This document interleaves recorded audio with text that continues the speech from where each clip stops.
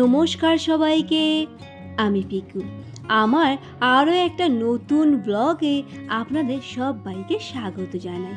আজ বৃহস্পতিবার, আর সবাই জানেন বৃহস্পতিবারে সকাল থেকে সবার কিন্তু কাজের চাপটা একটু হলেও অন্য দিনের তুলনায় বেশি থাকে।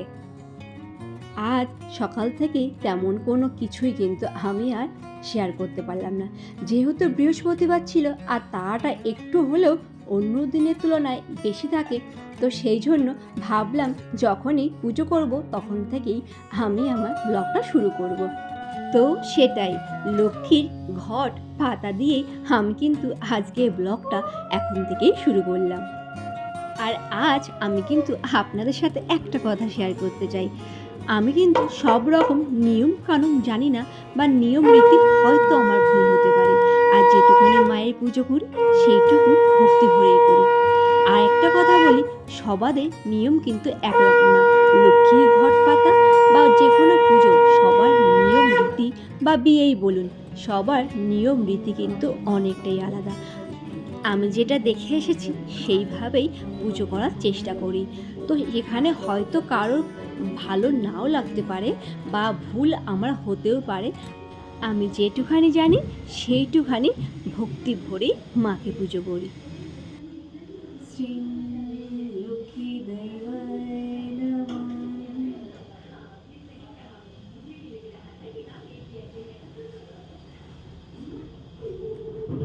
বিশ্বরূপশোভার্যাসি পদ্মে পদ্মালয় শুভে সর্বত পাহি মাং দেবী মহালক্ষ্মী নমস্তুতে।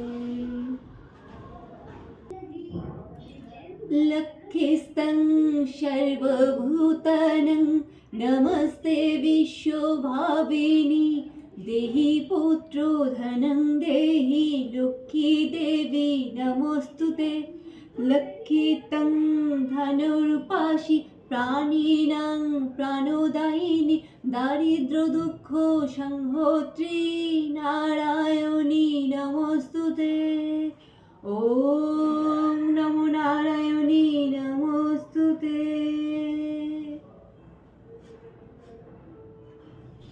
আর এইসব কাজগুলো হলো সকালের বাসি কাজ। ঘর মোছা, ঘর পরিষ্কার করা, সবই তো আমাদের ডেইলি কাজ। তো তারই কিছুটা অংশ আমি শেয়ার করলাম। সকাল থেকে সব রকম কাজ কিন্তু করে থাকি, সব কিছু শেয়ার করা হয়ে ওঠে না। তো বাস এইটুখানি করলাম। আর এই যে রান্না করে নিলাম। আর আজকে আমি কিন্তু আপনাদের সাথে শেয়ার করব বড়ার টক। আশা করি বড়ার টক রেসিপিটা আপনাদের সবার খুব ভালো লাগবে। আর ব্যাকে কিন্তু অনেক সাউন্ড আপনারা পেয়ে থাকবেন, কারণ চারিদিকে বিল্ডিং হচ্ছে, তার জন্যই এই অবস্থা। এখানে আমার কিচ্ছু করার উপায় নেই। এই আওয়াজকে আমি চাইলেও কোনোভাবে ইগনোর করতে পারবো না, সুতরাং সবাই একটু মানিয়ে নেবে।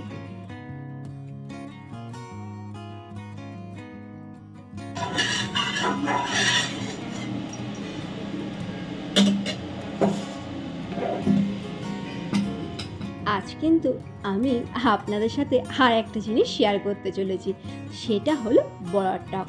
যখন শ্বশুরবাড়িতে ছিলাম তখন তো একবার শেয়ার করেছি, আর আজকে আমি আবারও শেয়ার করতে চলেছি কেমনভাবে আমি বড়ার টকটা বানাই।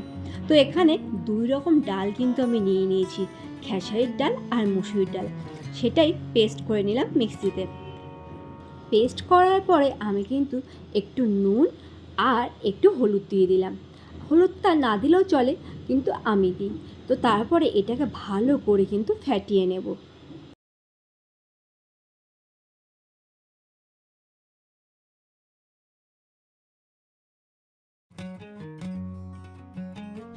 ভালো করে ফাটানো কিন্তু আমার একেবারে রেডি হয়ে গেছে। আর এবার আমি গরম তেলে এগুলো ছোট ছোট বল বল করে দিয়ে দিলাম। আর বড়ার আকৃতি দিয়ে এগুলোকে একটু হালকা লাল লাল করে ভেজে তুলে নেব।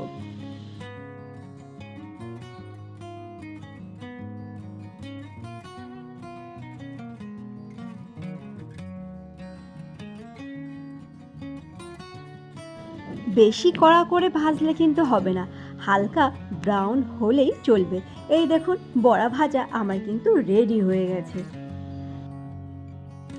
আর আজকে আমি বড়ার টকটা বানাবো সবজি দিয়ে। তো এখানে বেগুন, আলু আর মূলো আর একটু টমেটো নিয়েছি। আর দেখুন তেঁতুলটাকে আমি জলের মধ্যে ভিজিয়ে দিয়ে দিলাম। টকটা আমি কিন্তু সব সময় অল্প তেলেই করার চেষ্টা করি। আর তেলের পরিমাণটা আপনারা হয়তো দেখলে একটু হলেও আন্দাজ করতে পারবেন। আমি কিন্তু একেবারেই অল্প তেল দিয়েছি। আর এখানে 5 ফোড়ন দিয়েছি আর একটা লঙ্কা, শুকনো লঙ্কা ফোড়ন দিয়েছি।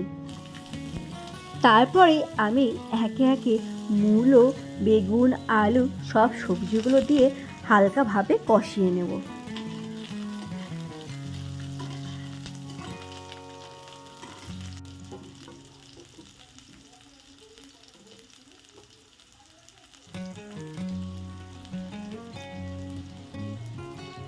আজ আমি কিন্তু আপনাদের সাথে একটা কথা শেয়ার করতে চাই। এই বড়ার টকটা কিন্তু একেবারে অসাধারণ হয়। আমি তো উত্তর 24 পরগনার মেয়ে, আমাদের দিকে এই বড়ার টকটা একেবারেই চলন নেই। আর সবজি দিয়ে টক হয় সেটা তো কোনো দিন কল্পনাই করতে পারিনি। কারণ আমাদের দিকে, শুধু আমাদের বাড়ি না, আমাদের দিকে এই টকটা কিন্তু একেবারেই চল নেই। তো সেই জন্য আমি যখন প্রথম বিয়ের পরে শ্বশুরবাড়িতে গেছি, আমাকে যখন এই ধরনের টক খেতে দেওয়া হতো, আমি কিন্তু একেবারেই খেতে পারতাম না। আমি নিতামই না এই বড়ার টকটা। কয়েক বছর যাওয়ার পর আমি কিন্তু আস্তে আস্তে টক খাওয়া শিখে গেলাম। টক বলতে শুধু বড়ার টকটা খাওয়া শিখলাম। তখন কিন্তু সবজি দেওয়া টকটাও খেতে চাইতাম না। আমি ভাবতাম সবজি দিয়ে আবার টক হয় নাকি। তারপরে এখন কিন্তু আমি বড়া দিয়ে আর সবজি দিয়ে এই টকটা খাওয়া শিখে গেছি। তো সেই জন্য এখন আমি বাড়িতে বানাই। এখনও শ্বশুরবাড়িতে মাছ দিয়ে টক হয়, তো মাছ দিয়ে টকটা আমার একেবারেই খেতে ভালো লাগে না। তো সেই জন্য ওটা আমি এখনও খাওয়া শিখতে পারিনি।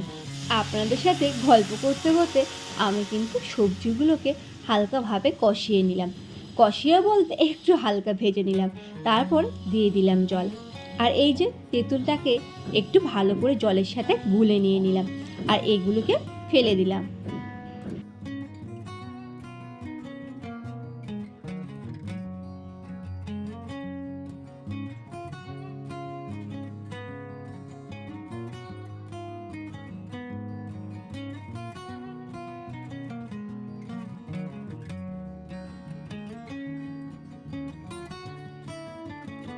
সবজিগুলো যখন দেখলাম সিদ্ধ হয়ে গেছে, তারপরেই কিন্তু আমি এই তেঁতুল গোলা জলটা দিয়ে দিলাম।